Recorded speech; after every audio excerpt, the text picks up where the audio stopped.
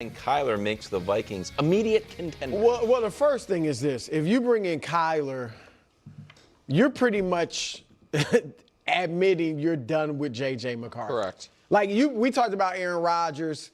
He could easily be there for one season. McCarthy learns under him, and then McCarthy's starting in a year. Kyler could just go there and not play well, and then McCarthy somehow is still in the mix.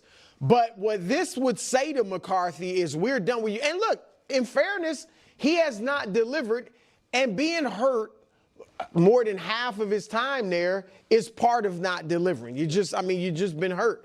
So even though he's only had 10 games, he hasn't played well enough to get an attitude, but it would be saying, you may not be long for this league or this organization, certainly. So that if they go get Kyler, they got to know the message we're sending to JJ.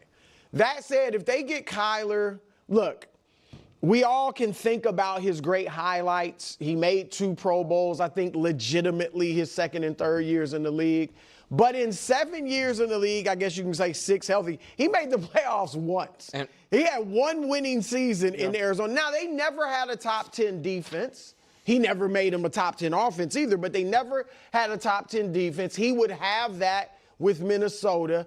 I am not going to say contender. He still would be likely the worst quarterback in that division. Jordan Love, Caleb Williams, and Jared Goff, right? Maybe. So, unless Caleb does not take a leap and then doesn't have all those extra, supernatural comebacks, but he likely is the worst quarterback in that division.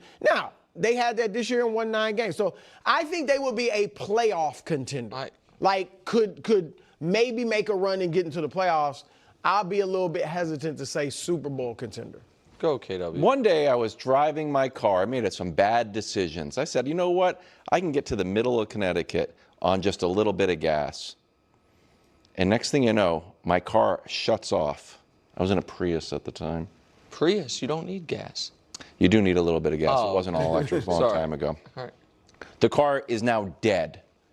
And I get off the exit and start rolling down. I said, I am in a bad spot here. I take a right because I see it's downhill. There is a downhill slope for 3 miles until there's a gas station. I pull in and fill up, and I said, you know what? I made a series of bad decisions, and look what I lucked into. That's the Minnesota Vikings with Kyler Murray. You have made bad decision on Sam Darnold. You made a bad decision on J.J. McCarthy. You made a bad decision letting Daniel Jones walk. And all of a sudden, #1 pick, Kyler Murray, can fall into our lap for the league minimum. This is an obvious must sign. And I understand that, I'm not sure I said he can hang with everybody in that division. Now, you could say he's the worst. If he plays maybe he is. at his highest level. But he can hang. He can hang. No, go ahead. I'll let you finish. I think he can hang. I think him and Caleb, they can hang. Him and Goff can hang together. He's a #1 pick who has shown that he can string together 10 wins in a row. No, hold on. That happened. He's accurate. He has a cannon. Guys, and he can move. He's had some good years. Okay, he's 29 in a couple months. Okay. He's 2 months older than Darnold. He's not a young player. He's not an untested player. He has 10 more career starts than Joe Burrow.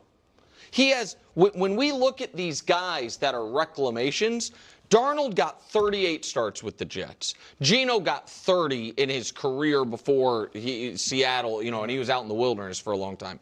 Baker, it feels like he was with the Browns for a while, 59. He's at 87.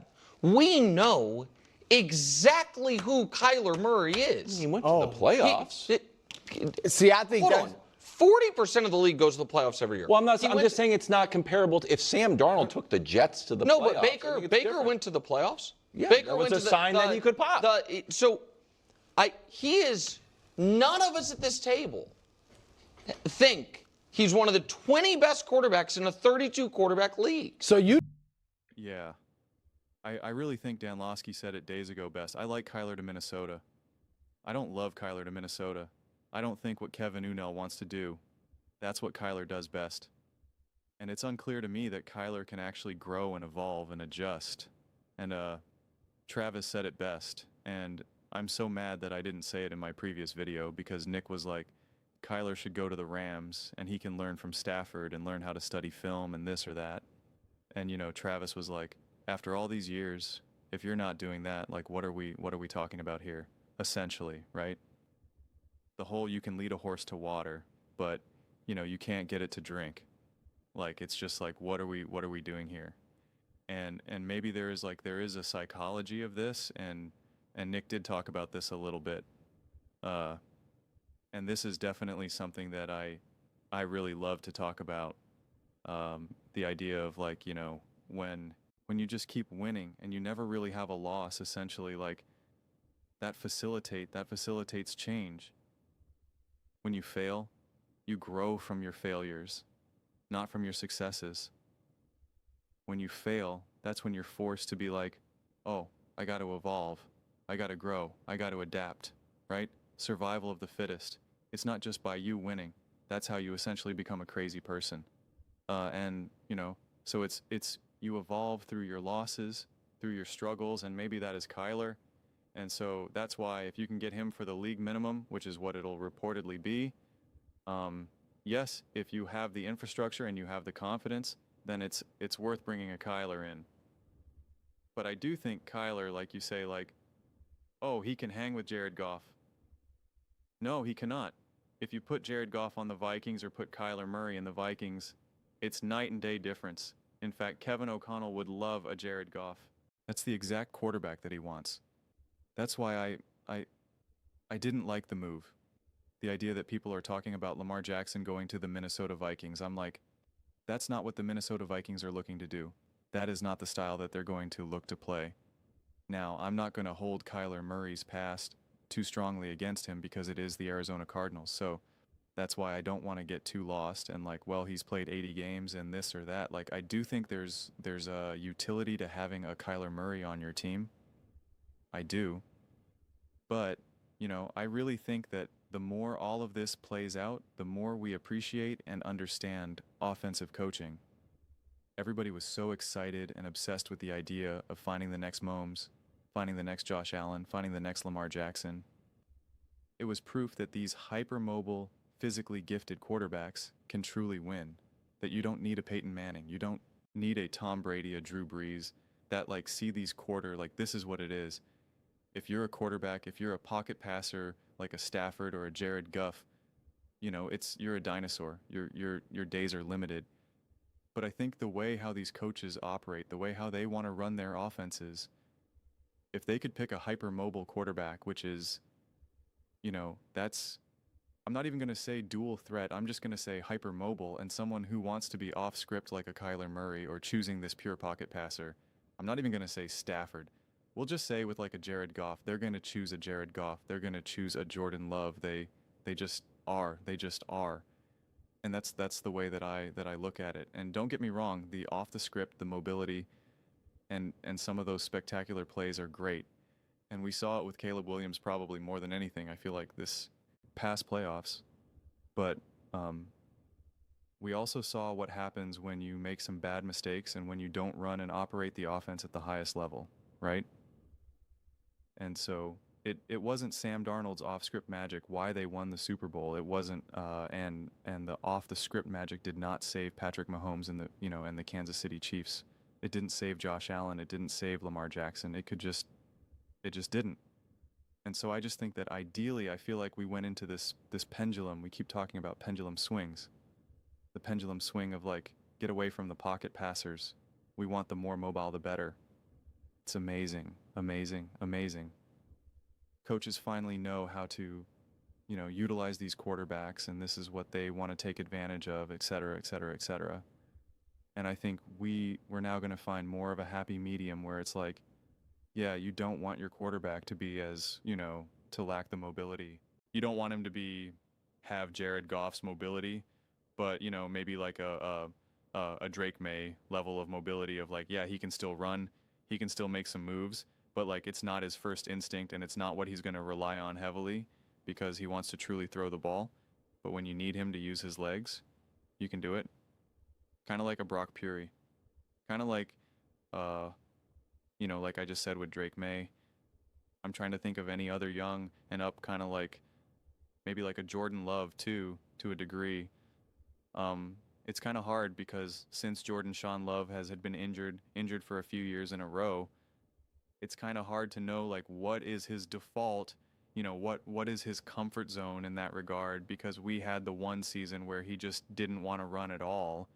And I feel like this past season he definitely ran a little bit more kind of like a oh my God, Justin Herbert, I think, right? And I think you kind of want this little bit more balance. You want your quarterback at the core of it to be a true pocket passer, a true distributor, not a game changer, not a game breaker, but a true distributor of the ball, a point guard to execute the offense, the schemed plays, right? The vision to the highest level, and then still have some ability to kind of get flush out of the pocket and make a throw on the run or pick up 8 yards with your legs, etc.